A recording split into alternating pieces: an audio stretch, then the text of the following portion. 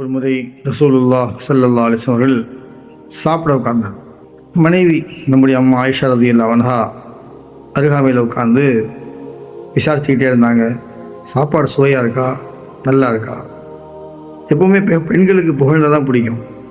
ரசூலுல்லாஹ் ஸல்லல்லாஹு அலைஹி வஸல்லம் சொன்னாங்க, சாப்பாடு ரொம்ப நல்லா இருக்கு, ரொம்ப அருமையாக இருக்குது, ஆனால் கொஞ்சம் உப்பு இருந்தால் இன்னும் சுவையாக இருக்கும்னு சொன்னாங்க. அப்போ தான் அம்மா சாப்பிட்டு பார்க்குறாங்க, உணவில் உப்பே இல்லை. தமிழில் பழமொழி இருக்குது, உப்பில்லா பண்ணம் குப்பை இல்லைன்னு சொல்லுவாங்க. உப்பு இல்லைன்னு எவ்வளோ கோவப்படுவோம். அந்த ஹதீஸில் வருது, மா ஆப ரசூலுல்லாஹி ஸல்லல்லாஹு அலைஹி வஸல்லம் தஆமன் கத். நபி ஸல்லல்லாஹு அலைஹி வஸல்லம் எப்பொழுதுமே உணவை குறை சொன்னதில்லை, உணவில் குறை கண்டதே இல்லை. இனிஷ்தஹா அகலஹு வ இல்லா தரக்கும். பிடிச்சிருந்தா சாப்பிடுவாங்க, இல்லை விட்டுருவாங்க, ஆனால் குறை சொல்ல மாட்டாங்க.